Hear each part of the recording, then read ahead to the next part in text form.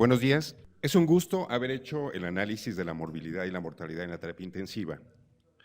El análisis desde el mes de abril del 2009, el día 2 de abril que ingresa la primera paciente a la nueva unidad, al nuevo hospital, Mónica Pretelini, hasta diciembre 31 del año pasado.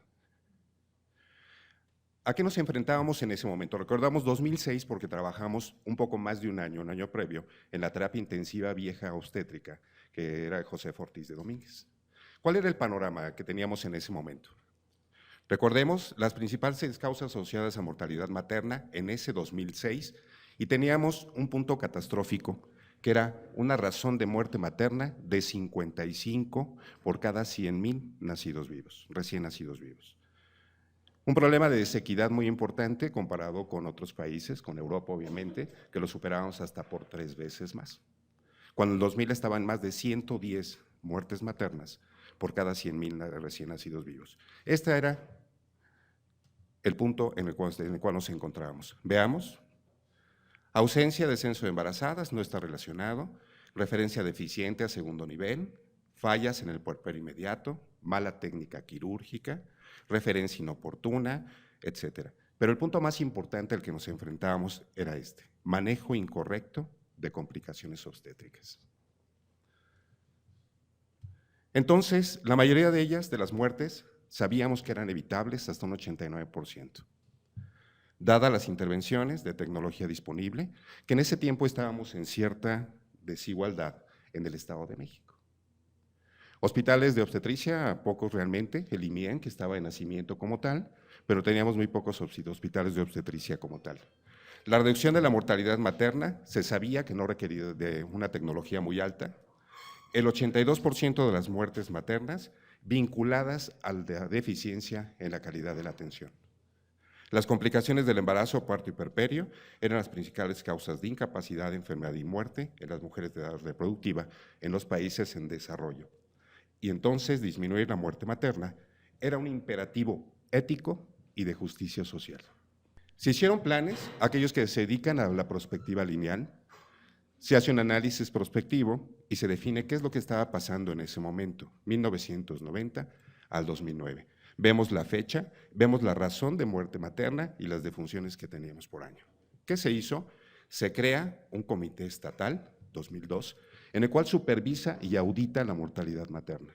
Es decir, los ojos que van a definir y auditar qué es lo que está pasando y por qué se mueren. Y ninguna otra enfermedad es auditada como es la muerte materna. Si auditaran los problemas por atención en insuficiencia coronaria, en la diabetes, en EPOC, en todas las enfermedades, probablemente sería diferente, pero la única auditada es la muerte materna. ¿Es beneficio o sirvió en contra? Vamos a verlo, ¿no? Se establecen eslabones críticos y áreas de oportunidad, se fortalece la infraestructura mediante foros, y estoy hablando de ese 2006 en el panorama que teníamos, y un punto muy importante es la gratuidad de la consulta en el 2008. La atención es gratuita. La perspectiva lineal simple establecía esto. Iba a bajar la reducción hasta llegar a una meta importante en la cual México, como otros países del mundo, se comprometieron, que son las metas del milenio. Recuerdan las metas 2015, las metas 2015, y el objetivo que tenía el Estado de México como tal era bajarla a 22.3 muertes por cada 100,000 recién nacidos vivos, 22.3. Conocimos y concebimos entonces, por gente especial, el embarazo definitivamente genera ciertas condiciones orgánicas que hacen que no sea el mar de la tranquilidad. Al menos los que vivimos, obviamente la terapia intensiva la vivimos todos los días y no tiene relación con eso. El otro punto importante que se concibe y que logramos concebir era este: de quiénes son las pacientes obstétricas graves, críticas, o que tienen o están en estado puerperal complicado, pero sobre todo embarazo crítico. Primero, no son de obstetricia porque tienen condiciones críticas. No hay posibilidad técnica, infraestructura tecnológica para dejarles en ese punto, y en cierta forma tampoco una preparación académica para manejarlo. Llegaban a terapia intensiva, y en terapia intensiva, salvo con el doctor Meneses, nos consta, no es de terapia intensiva porque está embarazada. Desembarázala y ahora sí es de terapia intensiva. Entonces, esta paciente era un terreno de nadie. Se tuvo que modificar definitivamente ese aspecto, y surge un grupo de expertos ya tenían mucho más trabajo, de gente que por lo menos moviera o tocara las cuerdas de esa lira y les dijera, ¿sabes qué? La situación en el Estado de México es catastrófica. En el Estado de México tuvimos aquí, que está afortunadamente con nosotros, alguien que logró establecer ese punto de contacto. Con gente experta en este ramo, el maestro Manuel Díaz de León Ponce, internista nefrólogo que fue fundador de terapia intensiva en México, de las unidades de cuidados intensivos en México. Su discípulo, el maestro Carlos Briones, que obviamente fundador de medicina crítica, y gente muy interesada en el aspecto de la muerte materna. El brillante discípulo del maestro Briones y el humilde discípulo del doctor Meneses, que me involucraba por lo menos en ese 2007 en lo que era la terapia obstétrica. Habían fundado en el IMIEM y se funda definitivamente aquí, en la terapia vieja, en el José Ortiz de Domínguez, lo que es por lo menos la subespecialidad en medicina crítica obstétrica. Ya gente preparada, obstetras preparados para atender ese terreno que era de nadie, que era la obstetricia crítica. Gente visionaria que ya tenía desde mucho tiempo antes, véanlo, en el año 2000, que ya preconizaba cuál era el terreno de lo que estamos hablando en la causa más frecuente, que era la enfermedad hipertensiva del embarazo.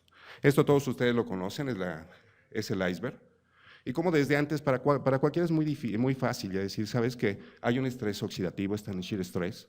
Cuando en el 2005 apenas se le dio el premio Nobel porque asociaron el shear stress a lo que es la enfermedad pulmonar obstructiva crónica. Pero había gente que ya antecedía este tipo de alteraciones, que ya hablaban de factores angiogénicos y antiangiogénicos, el soluble de tirosinquilasa-like tipo 1 en forma soluble, que establecían que ya evitaba la migración del citotrofoblasto y la disrupción de las células del tejido muscular de las arteriolas espirales y que desencadenaba toda la respuesta inflamatoria en estos pacientes, que establecían lo que es la microcirculación y el daño endotelial, es decir, enfermedad hipertensiva, problemas asociados a sepsis y problemas de hipovolemia asociados a la microcirculación, y concebir estas enfermedades en términos de microcirculación y de endotelio. ¿Qué tan importante? 40,000 kilómetros de microcirculación con 1.5 a 3.5 kilos de endotelio, que casi es toda la estructura, toda la superficie de este hospital, activado y liberando factores de mediación, o en forma más severa, lesionando el endotelio, activando una cascada de coagulación y conformación de fibrina. Lo estaban estableciendo. Y al final, ¿qué es lo que veíamos de esto? Que se gestaba en forma genética, probablemente a la semana 5 de embarazo, pero obviamente con factores genéticos asociados. Y veíamos esto, que eran los datos clínicos visibles a través de una exploración, que era tomar la presión arterial y en un examen de orina la albuminuria. Y el único dato clínico de daño renal, que es la presencia de edema. Obviamente, en fase tardía ya lo sabíamos, pero esto ya llevaba arrastrando muchas semanas de embarazo. Gente que había establecido esto, en el artículo más leído, si recuerdan, es el doctor Díaz de León Ponce. Vean la fecha, estamos hablando de 1982, cuando se establece por primera vez el diagnóstico del síndrome de HELP. El maestro Díaz de León lo maneja como microangiopatía trombótica con hemólisis intravascular en la toxemia, un término que definían todavía como toxemia. Vean, se publica en 1982, 79 casos perfectamente estudiados a través de diferentes técnicas. Sin embargo, él lo publica en la revista Mexicana del Seguro Social y unos meses después, julio, el mismo año, con menos pacientes y menor estudiado, el doctor Luke Weinstein lo publica en esta revista extranjera y le da el nombre de síndrome de HELP. Que teníamos gente preparada de la cual nace esta terapia intensiva obstétrica. Dentro de todo el marco formal, tenía que existir el marco consensual y la voluntad política. Y les consta que hubo, afortunadamente, voluntad política. Y definitivamente la hubo. Veamos aquí, aunque no sea tan querido ahorita en este momento por todo lo que estamos pasando, pero en aquel momento es definitivo, hubo voluntad política. Construir este tipo de infraestructura tecnológica, traer todo esto, ya que nos tocó vivirlo y vivíamos en otros hospitales, supimos que realmente así fue. Construir hospitales de tercer nivel y hospitales de alta especialidad. Aquellos que veían y que tuvieron que mover esas cuerdas y decir, sensibilizar a la clase política y acabar con con esto que era el viejo Hospital Adolfo López Mateos. La promesa de crear un nuevo hospital. Se venía vislumbrando el Hospital Mónica Pretelini Sáenz. Se hizo la gestión, de hecho, aquí está quien hizo la gestión con esta rama política, con María Elena, con nuestro presidente actual. Y afortunadamente se logra establecer este hospital, que si ven aquí, se llamó Hospital Josefa Ortiz de Domínguez. Recibió su cambio. Acuerdos que se toman como se toman la gran cantidad de los acuerdos buenos a favor de una copa, con el discípulo del maestro Díaz de León, Vázquez de Anda, que, vamos, tuvo su participación también aquí, los acuerdos que se decían, tipo de tecnología que se le va a poner, cierto tipo de infraestructura, gestionar la tecnología que no costaba, que no era de fácil. Algunos otros aquí implicados. Se decide la construcción de este nuevo hospital en esas viejas instalaciones. Trabajando una vez que estaba construido y casi terminado el nuevo Hospital Mónica Pretelini y lo que quedaba de aquel viejo hospital que ustedes recuerdan. Aquí estaba el comedor, donde muchos que están aquí entraban, y teníamos que caminar este pasillo para llegar a la terapia intensiva que estaba en la parte de atrás. El nuevo hospital, a punto de terminar. Una foto de una terapia intensiva vieja, con todo el misticismo que tenía. Esta era la terapia general del Hospital Adolfo López Mateos, como hospital general. Bolsas, cómo entraban. Pero tenía un punto muy importante, ¿no? Se crea en ese mismo viejo hospital y en esa misma terapia, la terapia intensiva obstétrica del Hospital Josefa Ortiz de Domínguez. Recibimos más de 300 y tantos pacientes, 350 pacientes, en las cuales afortunadamente se establecían los pases de visita, guiados por el doctor Meneses, por el actual director del Seguro Social, por el doctor Briones, ocasionalmente por el doctor Díaz de León y su servidor. Puntos de vista diferentes para manejar este grupo de pacientes. Pero ¿qué se dan cuenta? Que en ese viejo hospital teníamos tecnología de punta. En ese tiempo tener un Drager Evita 4, pues era tecnología muy amplia. Hay un poco más. ¿Qué tenemos? Monitoreo hemodinámico no invasivo, impedanciocardiografía con un ICOMO, haciendo plasmaféresis a la paciente en cama. Esto es una paciente con microangiopatía trombótica, llamémoslo síndrome de Hell, microangiopatía trombótica, y todo un soporte de monitoreo básico, óxido nítrico, para tratar de salvar a este grupo de pacientes. Había consenso de descubrir todo esto que tenía. Nuestra antigua terapia, y vean cómo han pasado los años después de tanto tiempo, cómo se han sumado canas y ha cambiado el cabello después de eso. No son 10 años de house, son 10 años de experiencia, un poco más de 10 años de experiencia en esto. En el viejo hospital surge por primera vez nuestro primer residente de medicina crítica obstétrica. Egresado, la primera generación que tuvimos, el doctor León, muy exitoso actualmente ahorita, le pusimos el cachorro como tal. Se manejaban obviamente a la paciente crítica con los lineamientos de soporte órgano específico, concepción hemodinámica, estudios que surgían, vean estos que infortunadamente no se pudieron llevar a cabo, este estudio no se pudo llevar a cabo como tal, pero vean qué se pretendía hacer, situaciones que afortunadamente, infortunadamente, el dinero no lo permitieron.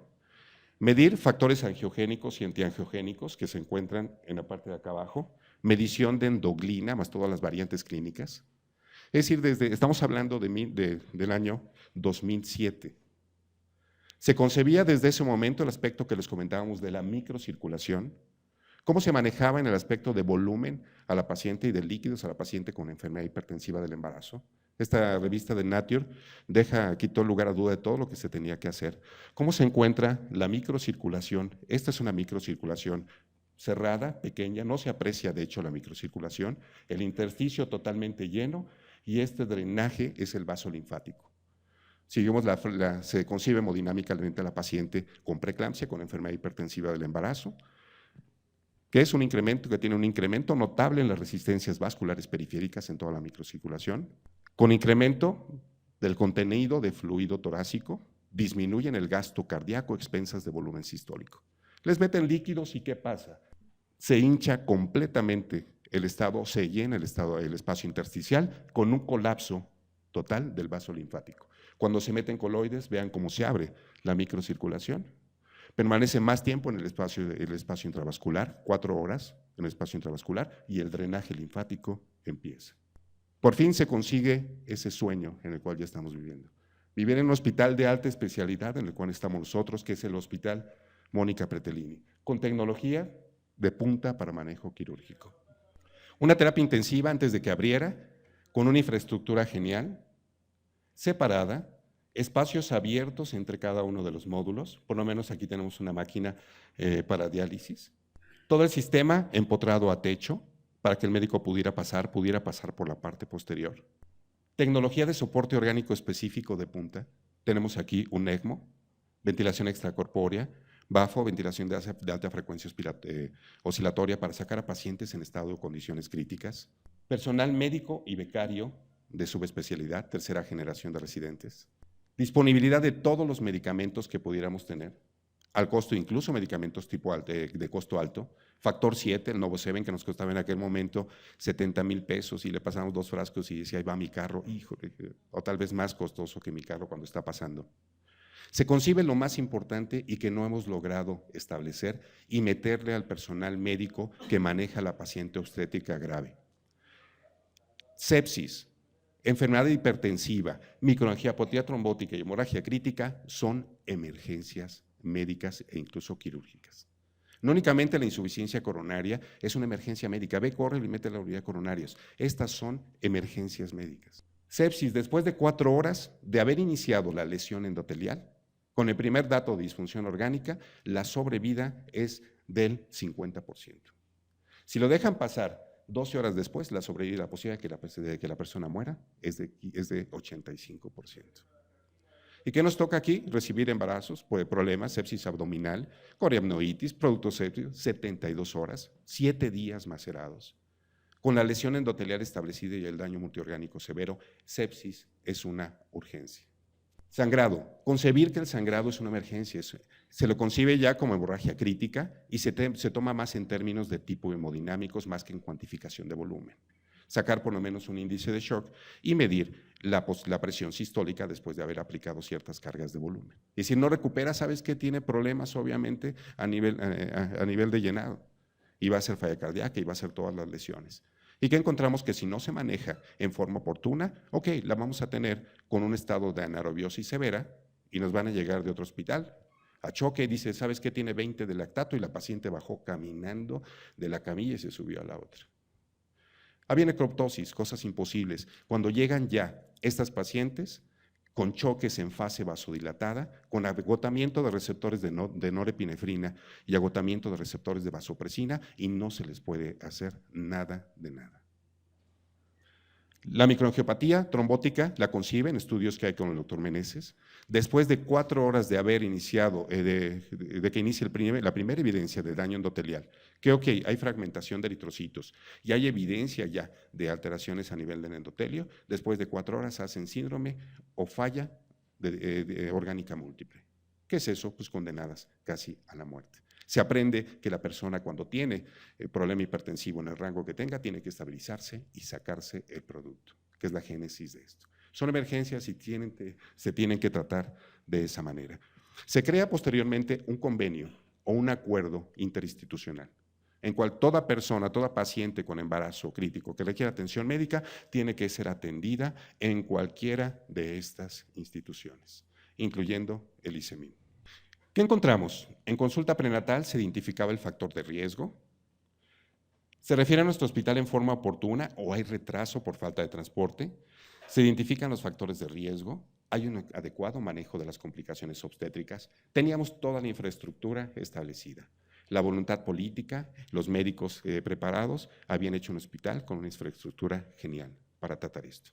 Una terapia intensiva que quedó creada completamente, la doctora Angelita a cargo de la jefatura de servicio. Un servicio de médico que afortunadamente están nuestros médicos en la mañana, la doctora González, la doctora Martínez, becarios que afortunadamente, el doctor Mendieta que estuvo con nosotros. El doctor Malagón se integra en su especialidad y se crea un servicio de alta capacidad y resolutivo para manejo de estas enfermedades. Pero ¿qué pasaba? ¿Qué pasa con la mortalidad? ¿Continúa? ¿No continúa? Eslabones críticos y acciones de mejora. Actualmente, evento Centinela. Y nos damos cuenta que entre más se revisa, llegamos casi exactamente a lo mismo con lo que habíamos empezado nuestro panorama en el 2006.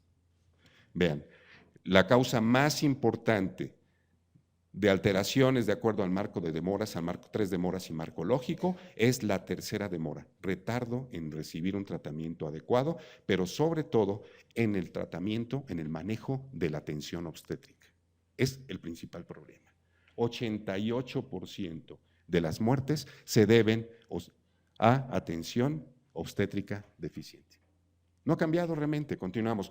Nos consta, ¿no? Hagamos recuerdo, todos los que hemos estado en los comités de mortalidad, una tras otra, tras otra. ¿Cómo se nos recuerdan esto? ¿Qué tenemos que hacer? Preparar al personal médico y becario, tratamiento guiado por metas, como deben establecerse muchos tratamientos, tratamiento basado en lineamientos, si conocen los lineamientos, guías de tratamiento también, protocolos de manejo para esas pacientes. ¿Qué ha pasado al 2006 de todo eso? Terminan las metas de milenio y actualmente inician los objetivos del desarrollo sostenible para el 2030. La ONU, julio del 2016, dice, la tasa de mortalidad materna disminuyó 45% desde 1990 y que más del 71% de los nacimientos recibió atención especializada. La razón de muerte materna calculada es de 34.5 muertes por cada 100,000 recién nacidos vivos. Recordemos que era de 22.3 nuestro objetivo, pero obviamente disminuyó de casi ese 60 a 34.5. Representa reducción del 9.6%, a menos registrado en la fecha del año pasado, 2006. El grupo con mayor edad es ese. Las principales causas de defunción no cambian: enfermedad hipertensiva del embarazo, hemorragia y sepsis. No cambia. Esto es lo importante. ¿Qué pasó en este análisis del 2017?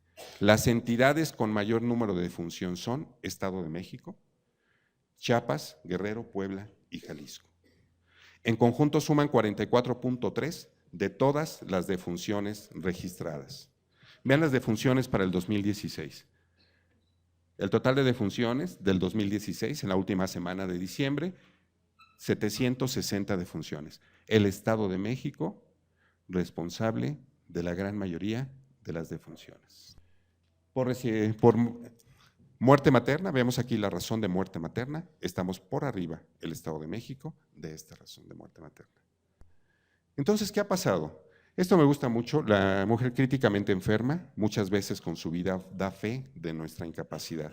En México, 2016, diariamente mueren 2 mujeres por complicaciones durante el embarazo, parto y puerperio, y el Estado de México es responsable del 14.4% de ellas. ¿Qué tenemos que hacer? No ha funcionado, no ha cambiado la tendencia, no ha cambiado, incrementó nuestra razón de muerte materna. ¿Qué tenemos que hacer? Concientizar al personal médico. Con suma tristeza, en el 2016, inicios del 2016, recibimos que la tercera causa de muerte en Estados Unidos es el error médico. Es decir, aquellos que buscan atención, 1 de cada 3 no va a fallecer por accidentes ni por problema vascular, va a fallecer por error médico. El 80% de las muertes maternas son por error médico. Hagamos memoria. Creo que todos hemos estado en comités de mortalidad. La dejé pasar, la abandoné en la sala de obstetricia, estaba en recuperación, punciones inadvertidas, colapsos, falsas tromboembolias pulmonares.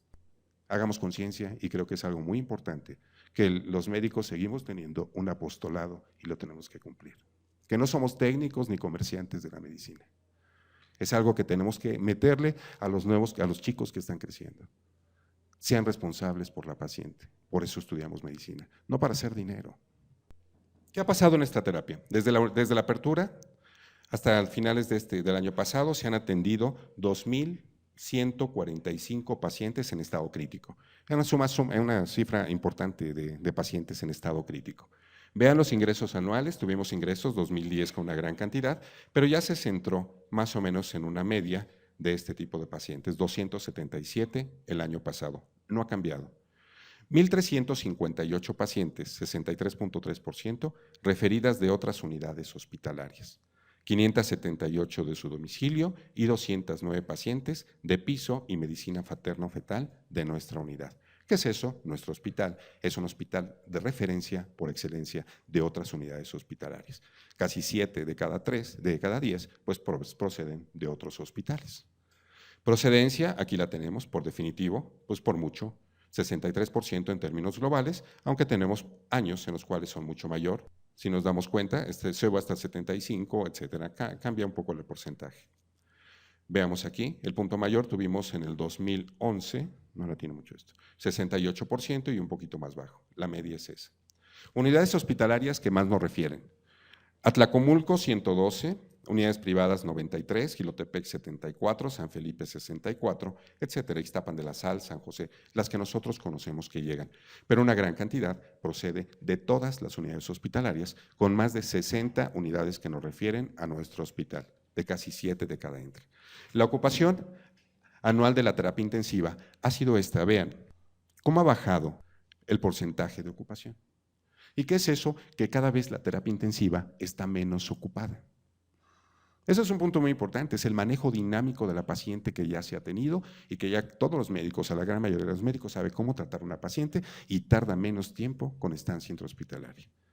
Disminuyen las estancias hospitalarias si tenemos una paciente o una terapia afortunadamente resolutiva que ha podido por lo menos darle terapia de atención y poder hacer limpieza e higiene en forma oportuna y hasta una vez al mes por lo menos. A diferencia de otras unidades hospitalarias que no se les puede hacer servicios de descontaminación. Principales enfermedades que tenemos, véanlas aquí. Choque hipovolémico hemorrágico. Primer lugar, 405. Le he dividido esta enfermedad hipertensiva porque a nuestra terapia entran las preeclampsias severas, pero complicadas con alguna falla orgánica, les llamamos preeclampsia severa complicada. La más frecuente, obviamente, es la falla renal. De preeclampsia severa complicada, 381, una amplia cantidad de pacientes con microangiopatía trombótica, 370, y síndrome de preeclampsia-eclampsia, con 259. Obviamente, si sumamos estas tres, pues la enfermedad hipertensiva grave del embarazo pues, encabeza la lista con muchos más casos y pegándole a 1000 casos, un poco más de 1000 casos. Sigue choque séptico y no cambia. Enfermedad hipertensiva, hemorragia y choque séptico. Cardiopatía estructural, pancreatitis aguda, nefropatía crónica, neumonías y otras con una gran cantidad. Es decir, recibimos una gran cantidad de otro tipo de padecimientos. Y vean qué otro tipo de padecimientos tenemos. Crisis tiroidea, hígado graso agudo del embarazo, miocardiopatías, trastornos del ritmo cardíaco, pericarditis, tamponada, intoxicación por fosfina, organofosforados, hemorragias, infartos cerebrales, estatus epiléptico, neurocisticercosis, meningitis y encefalitis, tumores cerebrales, síndrome de Guillain-Barré. ¿A quienes tocó de ustedes? Creo que todavía están aquí, de la pequeña que les tocó con ELA, con esclerosis lateral amiotrófica, y que tuvieron que conseguir un ventilador. Creo que ya falleció la pequeña, pero no tuvo para ventilación. Es lo que estuvo nuestro genio mundial ahorita, pero ya no tuvo dinero y obviamente no, creo que ya falleció la pequeña, que estuvo como 3 meses allá en piso, tal vez un poco más con ustedes.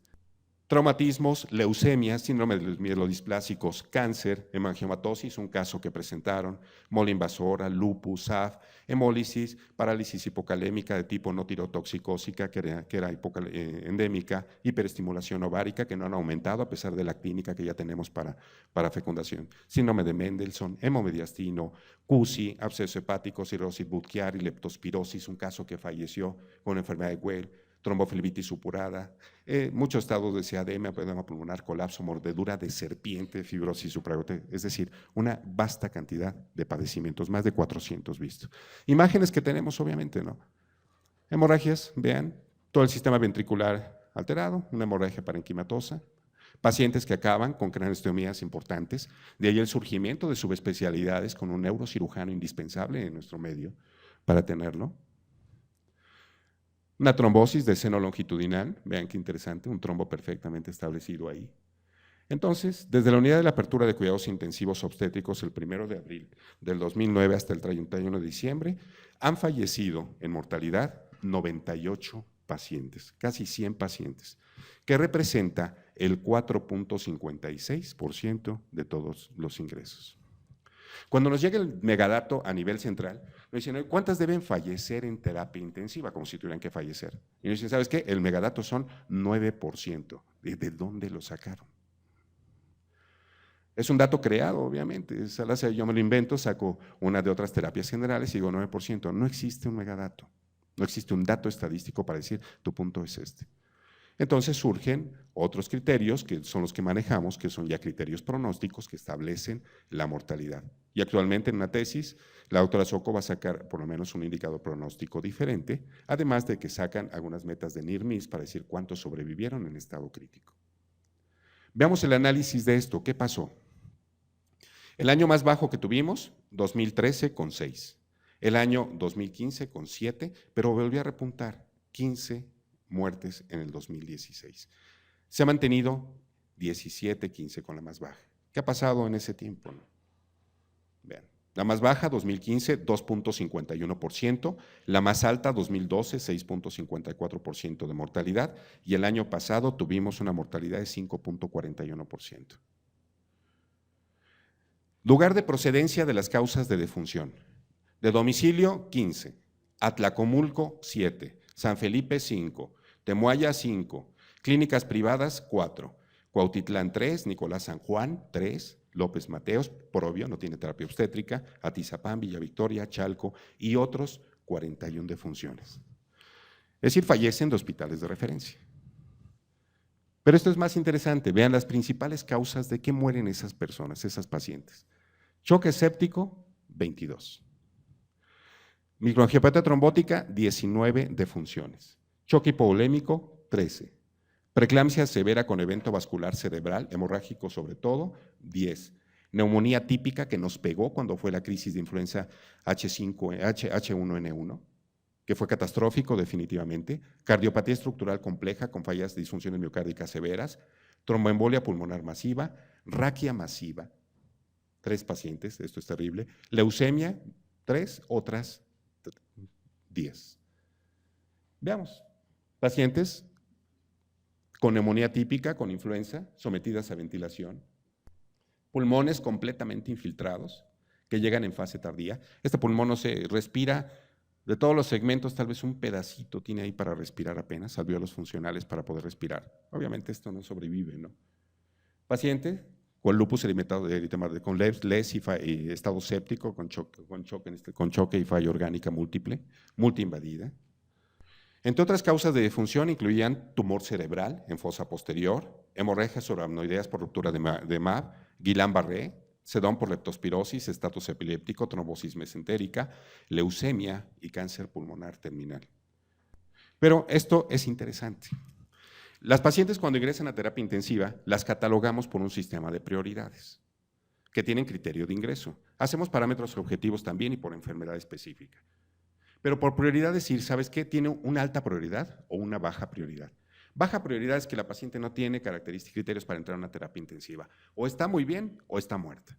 Tiene muerte cerebral. Entonces nuestros ingresos serían prioridad 4, que serían baja prioridad. Sin embargo, llegan algunas pacientes que no sabemos si tienen muerte cerebral hasta que no se corrobora a través de un electroencefalograma y decidimos manejarlas como prioridad 4. Prioridad 4 es aquellas pacientes que independientemente del tratamiento instaurado, el pronóstico va a resultar fatal, se van a morir.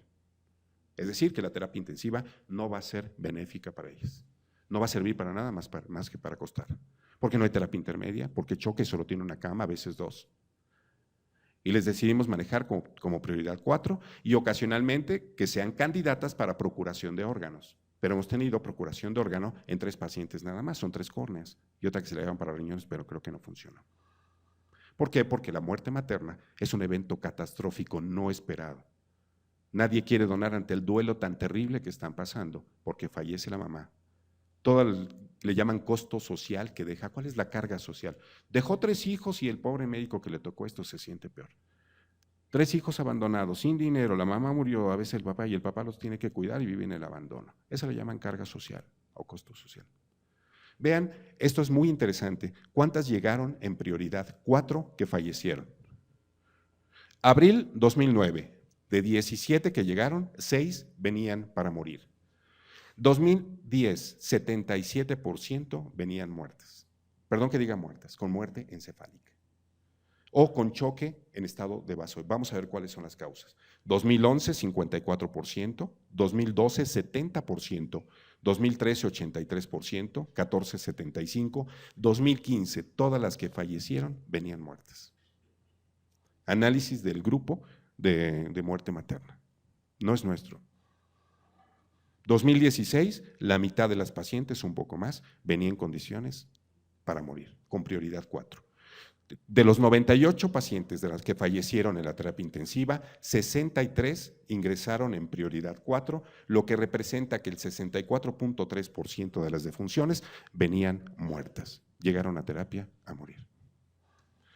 El porcentaje de mortalidad excluyendo a estos pacientes en prioridad 4 sería de 1.63%. Veamos, 35 llegaron con posibilidades de ofrecerles algo, de ofertarles algo, aún en condiciones críticas. ¿Cuál es la causa de esto? Y veámosla. Causas de muerte en prioridad 4. Muerte encefálica, 27. Muerte encefálica no es un diagnóstico como tal, es un evento final o terminal de un evento catastrófico, pero si llegan muertas a choque, están muertas y las catalogamos como muerte cerebral o muerte encefálica, que es más correcto el término. 27 llegaron con muerte encefálica a la unidad de choque. Choque hemorrágico, 10, choque séptico, 9, estado posparo, 3, cardiopatía estructural, 3, preeclampsia severa con EBC, 2, influenza, 2, microangiopatía con evento vascular cerebral, 2, TEP masiva, leucemia, trombosis mesentérica y cáncer pulmonar. Puntualidades, la muerte encefálica con diagnóstico antes de ingresar a terapia intensiva. Puntualidades, estado de choque en fase vasodilatada. Preeclampsia severa con evento vascular cerebral hemorrágico y diagnóstico de muerte cerebral una vez que ingresa a la terapia intensiva por el servicio de neurología clínica. Cardiopatía compleja con deterioro hemodinámico severo que se agravó mucho más y no sabemos ni cómo se embarazaron. Bueno, sí sabemos, pero es difícil. Influencia con reconocimiento e inicio tardío. Y recordemos que hasta en la televisión, hasta en el radio se acaba, ¿no? 48 horas después de inicio del manejo, si no la atiendes, la paciente se te va a morir. Factor de riesgo, embarazo. Disregulación inmune y definitivamente las defensas ante enfermedades de tipo inflamatorio viral incrementan notablemente. Estado posparo con encefalopatía anóxica isquémica severa y muerte encefálica en el ingreso, alguna vez que ingresan a terapia intensiva. Estas son las causas de muerte en prioridad 4. Defunciones, esto es más interesante, de otros pacientes los vemos aquí, 15 de 17, 7 de 9, 10 de 11, 16 de 7, 3 de 6, 7, etcétera. Defunciones en prioridad 4 son las mismas que habíamos analizado, pero estos son más interesantes. Vean este cuadro, muchachos. Número de pacientes referidos que fallecieron y pacientes que refirieron sin posibilidades de hacerle nada. ¿Por qué la refieren? Pensemos que en muchas, me ha tocado, que es por la papa caliente, nadie quiere incrementar sus estadísticas de mortalidad, está gravísima, mándala inmediatamente. Transporte o traslado inseguro, agarra la ambulancia aérea y llévatela rápido porque ya, y llegan con muerte aquí. Confiemos en que carecen de médico y tienen infraestructura deficiente, y estamos de acuerdo, las tienen que trasladar, y rara vez por buena voluntad, por ofertarle algo mejor. Pero hay otro problema de traslado y ofertarle una estabilidad previa a la paciente. General de Atlacomulco, prioridad 4, 57%. ¿Qué estamos esperando? Que las que llegan y van a fallecer acá, por lo menos la mitad de Atlacomulco van a llegar muertas. San Felipe de Progreso, 40%, Atizapán, 50%, Temuaya nos mandó una en condiciones de mortalidad, López Mateos una, hospitales privados, todas en prioridad 4. Todas las que fallecen vienen en prioridad 4 de hospitales privados, todas. La última, Venecia, muerta, en choque. ¿Vale? Cuautitlán, 66%, Villa Victoria, 100%, todas las que nos mandan aquí a morir y vienen en prioridad 4, 100%, Nicolás San Juan, Santa Cruz Atizapán, Ixtapan de la Sal, Lubiano, 100%, Texaltitlán, una, llegó muerta, Valle de Bravo, una muerta, Jalatlaco, San José del Rincón, Tejupilco, Texcoco, Villa Victoria, Valle Ceilán, Tlanepantla, Acambay, Chalco, Jilotepec, Tultitlán. ¿Cuánto les pudimos ofertar? Algunas se les pudo ofertar algo a estas pacientes. Al menos no fueron catalogadas en prioridad 4 estas pacientes. 3, 2, esas son las otras que se les pudo ofertar algo y no fallecieron. Otras características de la terapia, vean desde la apertura, el 1 de abril hasta final del año pasado, se utilizó ventilación asistida mecánica en 668 pacientes, 31%, 3 de cada 10 más van a estar en asistencia mecánica ventilatoria, y la cantidad de horas de uso del ventilador fue de 68.998 horas. ¿Qué implica? Pues la terapia intensiva es sumamente cara, es una terapia costosa. La cantidad de concentrados eritrocitarios y de hemocomponentes, y gracias al servicio de banco de sangre, vean la cantidad que se aplicaron. 4.622 concentrados eritrocitarios, 3.300 plasmas, 5.800 crios, 6.135 únicamente en la terapia intensiva, no contando los que se aplican en quirófano ni en otros lados. Es decir, casi llenaríamos, creo que aquí serían muchísimos los concentrados que se disponen para esto. Para concluir, ¿qué tenemos en la terapia intensiva? Son las conclusiones de esto. Ustedes analícenlas y sáquenlas también. El 76.64% del total de defunciones en terapia intensiva son referidos de otras unidades hospitalarias con un pronóstico fatal independiente del tratamiento instaurado. La unidad de cuidados intensivos es predominantemente, y motivo de su creación, una unidad de referencia del Estado de México de pacientes embarazadas en estado crítico o con puerperio complicado, con la política inobjetable del cero rechazo. La muerte materna, entonces, en nuestra unidad hospitalaria es un reflejo del proceso de atención en todo el Estado de México, en todas las unidades que refieren pacientes, que son todas a nuestro hospital. Siendo un hospital con estas características, yo creo que tenemos que asumir todos la camiseta de que estamos en un hospital de alta especialidad, que la gente confía en nosotros, que nosotros tenemos que preparar a los mejores médicos que egresen acá. Y no con la sorpresa de que nuestros médicos que egresan de aquí se van a unidades periféricas y son las muertes que hemos tenido de unidades externas. Yo creo que tenemos que hacer conciencia que las cosas no están funcionando como deben funcionar. Que nos dictaminan y seguimos el dictamen, el hospital mejor de lo que tenemos acá, y en algo estamos fallando. Nosotros nos ha tocado, ¿vale? ¿De quién es esta muerte? Es de terapia, es de aquí, del hospital. ¿De quién es esta? Es del hospital. Es del hospital. Es decir, todos tenemos algo. Yo creo que es momento, si bien certifican en darle leche materna al hospital amigo del niño y de la niña y demás, creo que tenemos que hacer más conciencia y no levantar las manos y decir, ¿sabes qué? Algo estamos haciendo mal. De un sueño que se cumplió, de nuestro viejo López Mateos, que tenía una experiencia amplísima, surgió esto. Y como lo dijimos con los diputados senadores hace 5 semanas que estuve con ellos, ¿por qué no ha cambiado? ¿Por qué seguimos casi igual? Y se los dije de frente. A la serie de circunstancias sociales, políticas y económicas del país se han agregado 2 aspectos substanciales. Los 2 síndromes nuevos creados. El síndrome de Poncio Pilatos y el síndrome de la papa caliente. Llega una mujer embarazada a cualquier hospital y si está crítica, todo el mundo tiene miedo, pavor de atenderla. ¿Y qué se busca? El traslado a hospitales como este, en donde queda perfectamente claro que llegan de manera tardía y que es tardío en el embarazo. Aquí hay que hacer una diferencia significativa. Un paciente X con un proceso grave, tenemos las 72 horas de rigor para identificar, evaluar, tratar y resolver. Y una mujer embarazada, el periodo crítico son 4 horas. De los múltiples estudios que hemos publicado, casi el 92% tenían 17 horas de inicio del cuadro clínico. ¿Qué haces? Se han hecho infinidad de cosas, faltan muchas por hacer, pero es indiscutible e insoslayable que todos tenemos la culpa. Mientras no reconozcamos, vamos a seguir igual. Y se cumplieron lo del milenio en el 2015 y ya se firmó para el 2030. Y va a ser el 2030 y vamos a seguir exactamente igual. Mientras no cambiemos la mentalidad. Y exactamente este hospital surge por esa necesidad. En suma, que tenemos que hacer una reingeniería de procesos. Y este hospital tiene mucho que ver en esa circunstancia. El objetivo fundamental de haber hecho este hospital es que fuera un centro de referencia. Y la columna vertebral de la calidad de atención de un hospital en sus tres vertientes fundamentales es tener una terapia intensiva digna, una terapia intensiva resolutiva, y es lo que finalmente disponemos de ello.